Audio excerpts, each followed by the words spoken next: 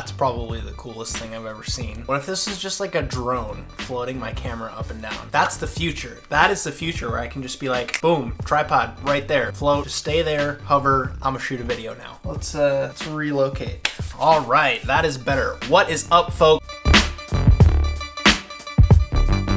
How's it going? So great to see you. If you're new here, my name's Justin Khanna, and I talk all about how to be a professional chef in 2017 on this channel. Have you guys heard of MASSDROP? Yeah, MASSDROP. They are huge in the tech community, but they also do kitchen stuff. And in one of my weird late night internet rabbit hole sessions, I got involved in their cooking community. You know the feeling, you just stumble upon a website, you start saying, hey, testing the waters. The next day, they actually reached out to me and they were like, hey, do you like kitchen gear? And I was like,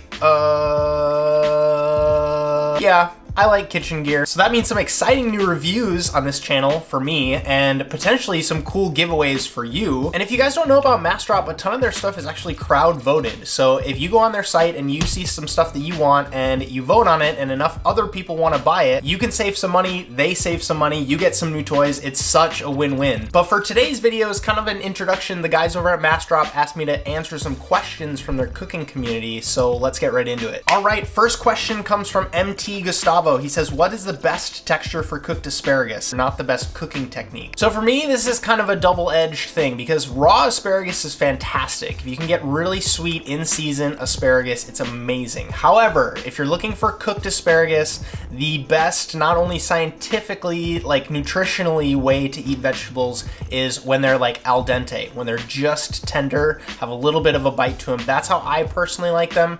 Once asparagus gets kind of mushy, the color also will start to change, and I'm not the biggest fan of that. But if you're interested in having that snap but also cooking it at the same time, I recommend pickling your asparagus. It'll also last you into the summer and maybe into the fall, so you can continue to enjoy asparagus for a bigger part of the year. All right, next up comes from Dracorio1. When it comes to breakfast, I'm not often in a creative mood or motivated mindset. So what do people have for breakfast? How do you mix it up and refrain from getting bored? The easiest way to do this is to do some research on some other cultures. What are they eating? And also try to mix up a good combo of sweet and savory breakfast. I know for me personally, I kind of tend to gravitate towards a sweeter breakfast. I have a huge sweet tooth, but my girlfriend, she doesn't eat sweets for breakfast, like period. She loves savory breakfast, that's exactly how she likes to do it. But I also look at breakfast as kind of a meal that is fuel, right? So lately I've been experimenting with a lot of protein-based stuff because that's how you start your day. So that's how I will normally gravitate towards it. But I recommend doing an alternation between sweet and savory. That is sometimes the best way to go about it. And then go ahead and experiment with different either pastry shops or, like I said, different cuisines. Figure out what they're eating for breakfast. You really have to be open-minded when you do that though, because sometimes, like I know in India, for example, they would eat like some, for me, what it would feel like was almost like curry style stuff, which I normally look at as dinner food, and they were eating it for breakfast. So probably one of my most practical things that I can give you is, if you're eating eggs already, how are you eating your eggs? And then how can you start to switch that up in general? There's countless ways to cook an egg. So if you're cooking them scrambled all the time, try poaching your eggs and then see where that takes you. If you start making Southwest inspired eggs or even some like Scandinavian inspired eggs, that could really be an interesting play, and hopefully that will make your morning that much better. Next up, question from Farns Kitty 18 saying, what is the best way to pan fry a 1.5 inch New York strip steak? So the easiest way for me is to season well in advance, maybe like an hour before you're gonna actually cook the steak. Make sure it's tempered all the way. Make sure your meat is always tempered. You could probably go like 2 hours out on the counter at room temperature. That makes sure that the center of the steak isn't ice cold when you drop it in the pan. Step number 2, and I did a video all about this, a dish of the day episode. I will link it up down low in the description where I talk all about grilling super effectively. So you're gonna take your liberally seasoned steak. If it has a layer of fat on it, you're gonna start with that down in the cast iron pan. You're gonna start to render that out. It's gonna be kind of like medium heat right now. You're just starting to kind of slowly render the fat out, get some color on that fat side. Your fat side has some color. Hopefully some of it's rendered out into the pan a little bit. If not, add a little bit of neutral oil and jack up the heat. You wanna go super smoking hot. Flip your steak down onto one of the sides and let it stay there for about a minute and a half. After that, rotate it 45 degrees and you'll get those beautiful grill marks on it. Then flip it, do it exactly the same on the other side. Now, that's maybe been like 2 minutes on each side. I want you to take the steak, pull it out, and let it sit on a plate or a tray or however you want it and let it rest. Pull your pan off, let it come down a little bit, maybe like clean out some of the fat if it's starting to get a little bit black. You don't want that burned fat flavor all over your steak. Let that steak rest for about 3 to 4 minutes, and then you're gonna put your pan back on, put a little bit of heat on, jack up the heat again. You want it super, super hot. The entire time that the steak's been resting, all that heat has been radiating in towards the center. So now your pan's super hot. You're gonna take your steak on that first side that you seared, put that back in the pan. Don't touch it. It's gotta sit there for about 90 seconds to 2 minutes. Then flip it, do the exact same thing, just let it sit for 90 seconds to 2 minutes, then pull your steak off. Now you should be about medium rare by now, so I recommend just letting it rest. The rule of thumb is 1 minute per ounce, 5 or 6 ounce steak, so you need about 5 or 6 minutes to let that rest. If you wanna go a little bit further and you see that the outside is a little bit too colored, you can take that steak, throw it in the oven, and it'll be cooked a little bit more than what you want. But the idea of searing it twice and letting it rest twice means that you shouldn't have kind of an ugly gray ring around the outside of your steak. Slice and enjoy. Go ahead and comment with any photos and share what you made. I would love to see how it turned out. Next question comes from Medikia. I hope I said that right, Medikia.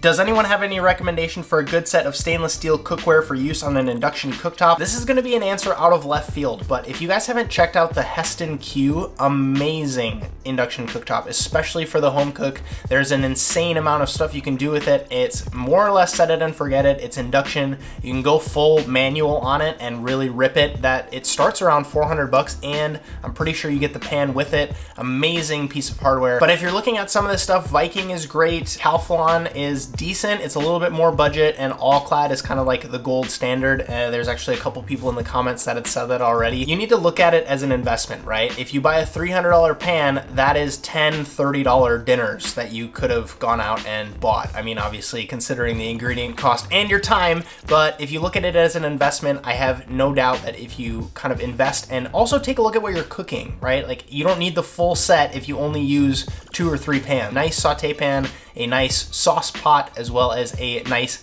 kind of like small nonstick. With that, I can cook a ton of amazing meals at home. Obviously, some of the little tiny nitty gritty is going to matter less also if you're really good at taking care of your pans. So if you're not the kind of person that takes a ripping hot pan and throws it right into a sink of water so it's gonna get all warped and weird, that pan is gonna last you a lot longer. So I look at purchases like that as an investment, but I'm not super deep into the space where I can actually recommend you should buy this 12-inch pan by X company. So sorry about that. Next question comes from C. Spiru. What are the advantages of copper cookware? So this is pretty classic metal conductivity, heat reactivity kind of thermodynamics. The copper just conducts heat better than any of the other metals that aren't super, super expensive. So that's why it's classic used in wires. I personally like to do kind of a bit of a combo. I have a beautiful sauce pot that is copper on the outside, and then it has some steel cores on the inside. So that will minimize hot spots as well as make sure that your stuff heats up super, super fast. The downside is it is super expensive to invest in, as well as caring for it is a bit of a pain in the ass. As far as the best dishes to show off copper cookware in, anytime you can present something where it is served in like beautifully polished copper,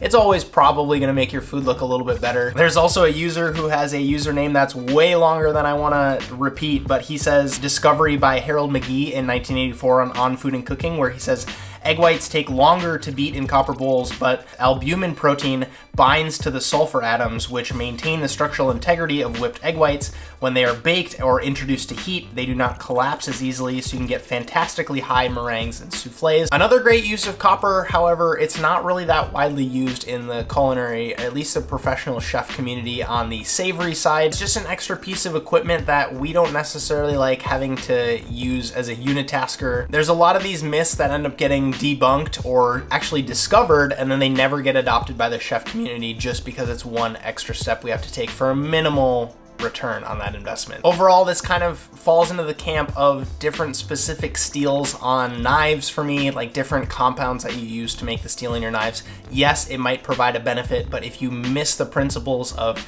taking care of your stuff, knowing how to chop or sharpen your knives, knowing how to actually hold your knife in the right way. No matter what you use, you're gonna be disappointed with the results. I feel the same about copper stuff. If you're not in the camp where you're gonna actually take care of your pots or bowls or whatever you have that's copper, or if you don't know how to control your heat, it's gonna be very, very difficult for me to recommend something like that to you. Again, it's an investment and it's some really nice stuff, and if you have it, I'm sure you're gonna fall in love with it. So that'll do it for this set of questions from the MASSDROP cooking community. Thanks so much for sending those over to me, guys. We have a knife review in the works. They're gonna send me over a knife. I'm gonna put it through its paces and I'm gonna test it and review it and share my thoughts with you guys. I'm super excited for that. I would actually love to come to MASSDROP with a request from you guys. So if you guys wanna go ahead and check out MASSDROP, look at all their cooking stuff, and if you see something where you're like, I wonder what Justin would think about that, go ahead and let me know in the comments down below. I would love to check out some new stuff from them, play around with it, and then potentially give it away at the end of the video. Hit that like button if you enjoyed this video, subscribe to the channel if you aren't already. I make new videos every single week on this channel. I've also left some of my past videos in this general vicinity for you to watch after this. As always, big thank you for your attention. An even bigger thank you to my besties on Patreon, Yaler and Joshua. Thank you so much for your support. My name's Justin Khanna. Have a good one.